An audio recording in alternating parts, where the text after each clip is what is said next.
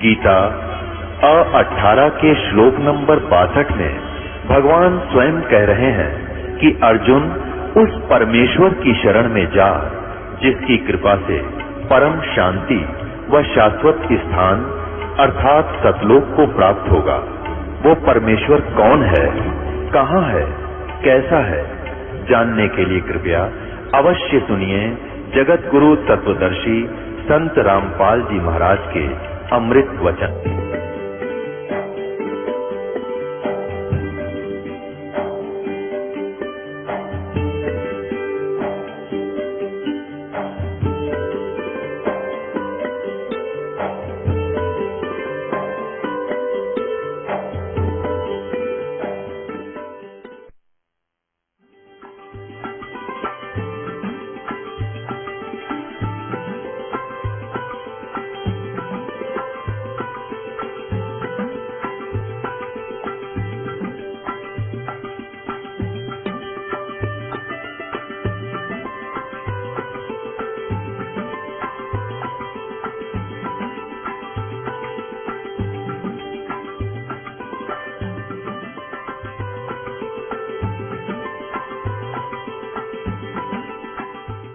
परम पिता परमात्मा पूर्ण ब्रह्म सारी सृष्टि के रचनहार कुल मालिक कबीर परमेश्वर जी,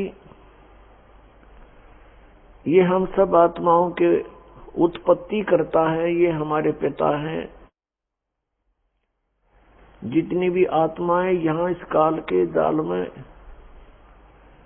फंसी हुई हैं, ये सभी उसी परमेश्वर की आत्माएं हैं, उन्हीं के बच्चे हैं।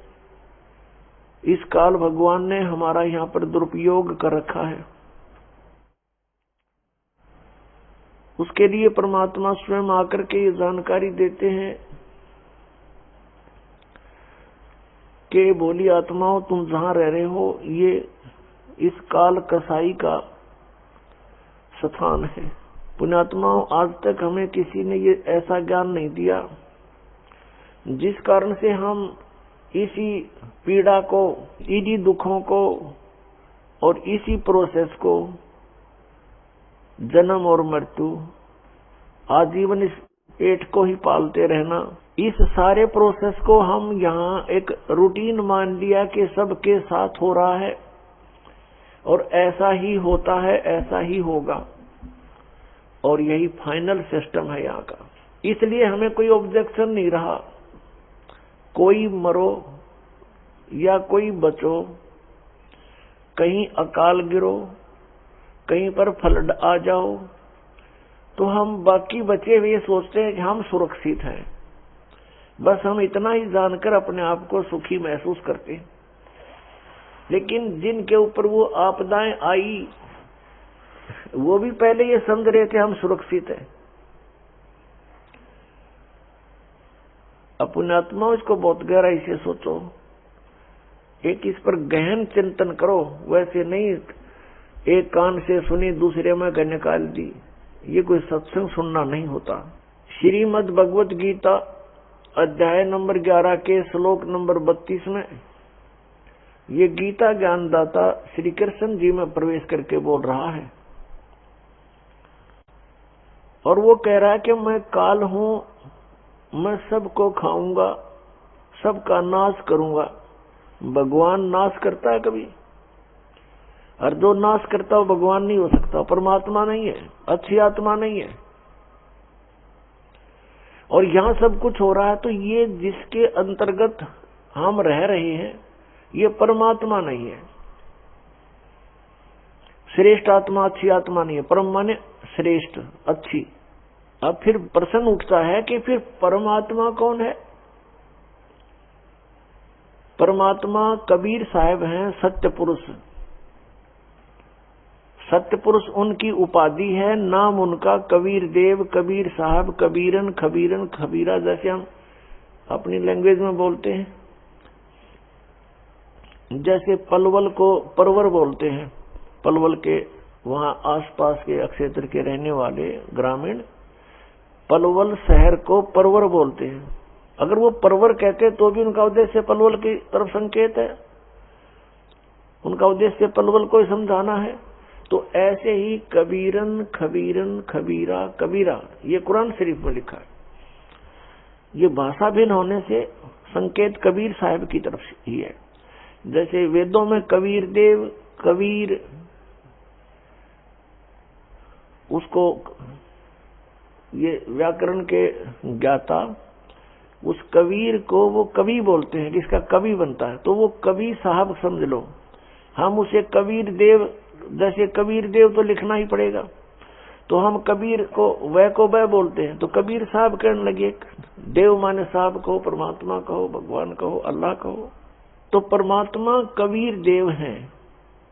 जैसे श्रीमद् भगवत गीता अध्याय नंबर 15 के श्लोक 16 और 17 में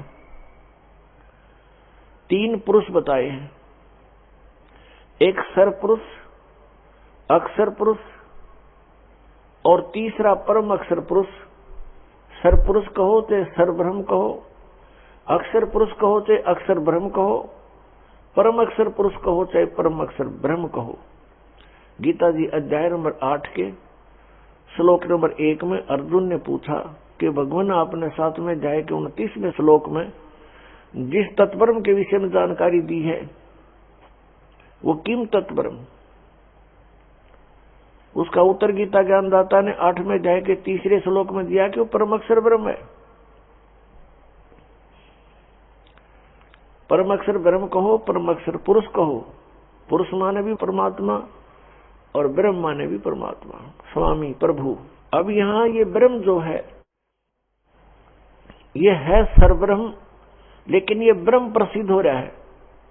जैसे किसी विभाग में आप देखिएगा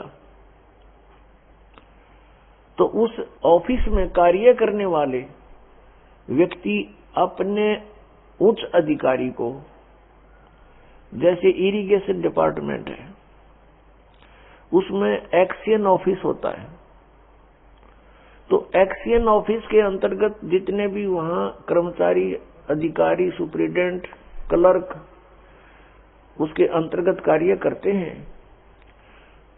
और अन्य जो एसडीओ जेई होते हैं, तो वो क्या कहते हैं कि साहब ने ऐसे बोला है। उनके लिए साहब अंडरस्टूड है कि एक्सियन साहब, एक्सियन साहब बार बार कहना अनिवार्य, वो आवश्यक नहीं समझते, वो साहब बोलते हैं। तो इसी प्रकार वो साहब प्रसिद्ध है उनके लिए, लेकिन उससे ऊपर बहुत साहब है। एससी साहब है, चीफ इंजीनियर साहब है, फिर इरिगेशन पावर मिनिस्टर साहब है, फिर मुख्यमंत्री साहब है, प्रधानमंत्री साहब है, राष्ट्रपति साहब है। तो ऐसे ये ब्रह्म जो है यहाँ के प्राणियों के लिए ब्रह्म प्रसिद्ध हो गया, भगवान प्रभु। इनके लिए ब्रह्म अंडरस्टूड है, इनका भगवान ब्रह्म कौन है, ज्योति निरंजन काल है। इसलिए इससे नेक्स्ट ब्रह्म की जानकारी देने के लिए परब्रह्म शब्द प्रयोग करना पड़ा। परब्रह्म यानी इससे नेक्स्ट ब्रह्म, इससे नेक्स्ट स्वामी, नेक्स्ट जो है अगला प्रभु। ब्रह्म माने गॉड, प्रभु राम स्वामी अल्लाह। तो इस गॉड से, इस प्रभु से जो यहाँ का प्रभु प्रसिद्ध हो रहा है, इससे नेक्स्ट जो है गॉड वो परब्रह्म कहलाता है। और एक पारब्रह्म, पारब्रह्म माने सबसे सुप्रीम, सबके पार, सबसे ऊपर, सबका ओवरऑल कंट्रोलर, वो पारब्रह्म है, उसको परम अक्षर ब्रह्म कहते हैं। ऐसे इस ब्रह्म पुरुष को समझना हमने। तो गीता जी अध्याय नंबर 15 के श्लोक 16 में 2 पुरुष बताए, 2 ब्रह्म बताए, 2 प्रभु, सरपुरुष, अक्षर पुरुष। और इन दोनों के अंतर्गत जितने प्राणी हैं वो सब नाशवान है और ये स्वयं भी नाशवान है। जीवात्मा किसी की नहीं मरती, वो तो पशु की भी नहीं मरती, पक्षी की भी नहीं मरती। तो 17वें श्लोक में 15वें अध्याय के में तुरंत कहा है कि उत्तम पुरुष है तू अन्य परमात्मा इति उदाहरते। उत्तम पुरुष यानी श्रेष्ठ परमात्मा, श्रेष्ठ ब्रह्म, वो तो कोई और ही है। इन दोनों से अन्य है सरपुरुष और अक्षर पुरुष से। और परमात्मा इति उदाहरते, वो परमात्मा कहलाता है, वो श्रेष्ठ आत्मा है, वो परमात्मा है। और कौन है वो? ये लोक तरम आविष्य विभर्ती अवैश्वर, वो तीनों लोकों में प्रवेश करके सबका धारण पोषण करता है और वास्तव में वो अविनाशी परमेश्वर है। यहां वास्तव में अविनाशी परमेश्वर क्यों कहना पड़ा? क्योंकि अक्षर पुरुष का अर्थ भी अविनाशी पुरुष होता है। क्षर माने नाशवान, अक्षर माने जिसका नाश ना हो। लेकिन इस अक्षर पुरुष ये प्रसिद्ध है। जैसे किसी ने अपने लड़के का नाम कप्तान रख रखा है, अब कप्तान नाम रख लेने से कोई वो कैप्टन थोड़ा बन गया, तो ऐसा ही समझो। तो ये अक्षर पुरुष इसका नाम है क्योंकि ये थोड़ा चिरस्थायी है, इसलिए इस अक्षर पुरुष कहने लगे। अब यहां ये भी डिफाइन करना पड़ेगा कि अक्षर पुरुष कितना अक्षर पुरुष है। अब यहां सभी प्रभुओं की आयु का विवरण देते हैं। जैसे एक 4 युग की चतुर्युगी होती है, सतयुग, त्रेता, द्वापर, कलयुग। और ऐसे 1000 चतुर्युग का दिन, 1000 चतुर्युग की रात्रि, ये ब्रह्मा जी का दिन हुआ, यानी इतनी रात्रि इतना दिन। और ऐसे 30 दिन रात का 1 महीना हो गया, 12 महीने का 1 वर्ष हुआ। और 100 वर्ष की आयु है ब्रह्मा जी की, रजगुण श्री ब्रह्मा जी की। इससे 7 गुना अधिक है विष्णु जी सतगुण की, और श्री विष्णु जी से 7 गुना है तमोगुण शंकर भगवान की। और ऐसे जब 70,000 बार ये त्रिलोक की शिव, तमोगुण शिव की मृत्यु हो जाती है, तब एक ब्रह्मांड का विनाश होता है। उसमें यह सरपुरुष महाशिव रूप में रहता है ब्रह्मलोक में, ऊपर, सबसे ऊपर। तब इसकी भी मृत्यु होती है, दुर्गा की भी इसके साथ मृत्यु होती है। ब्रह्मांड में आग लग जाती है, पूरे ब्रह्मांड में आग लग जाती है। ब्रह्मा, विष्णु, महेश, राम सभी जीव तरफ तरफ कर मर जाते हैं, शरीर छोड़ जाते हैं। और साथ में दुर्गा और ये काल भी मरता है, ब्रह्म सरपुरुष। इसके बाद क्या होता है कि सभी प्राणी ऑटोमेटिकली परमात्मा के विधान अनुसार दूसरे ब्रह्मांड में चले जाते हैं।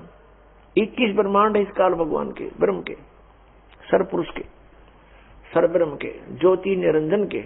तो उसमें जाकर के परमात्मा ने विधान बनाया है कि इन दोनों का जन्म, दुर्गा और काल का जन्म अपने आप ऑटोमेटिक, जैसे गेहूं में ये कीड़े हो जाते हैं, सुरसी अपने आप बढ़ जाती है, तो इन दोनों का तो ऑटोमेटिक परमात्मा विधान अनुसार युवा रूप में प्रकट हो जाते हैं। फिर ये अपने कुछ वचन से, कुछ अपने क्रियाओं से, अपना स्त्री पुरुष संबंध से ये 3 पुत्र उत्पन्न करते हैं। ब्रह्मा जी को रजगुण कर देते हैं प्रथम पुत्र को, द्वितीय को सतगुण युक्त, तीसरे को तमोगुण युक्त, और फिर अपने नए सिरे से उस ब्रह्मांड में सृष्टि स्थापित करते हैं। तो जो एक ब्रह्मांड का विनाश हुआ और 70,000 बार इस तमोगुण शिव की मृत्यु होगी, तो युग काल मरा, काल की मृत्यु हुई एक ब्रह्मांड में, जो एक युग हो गया किसका? अक्षर पुरुष का। इतना समय का एक युग हो गया अक्षर पुरुष का। और ऐसे 1000 युग का दिन, ऐसे बने हुए युग का 1000 युग का दिन, इतनी ही रात्रि, और 30 दिन रात का महीना, और 12 महीने का 1 वर्ष, और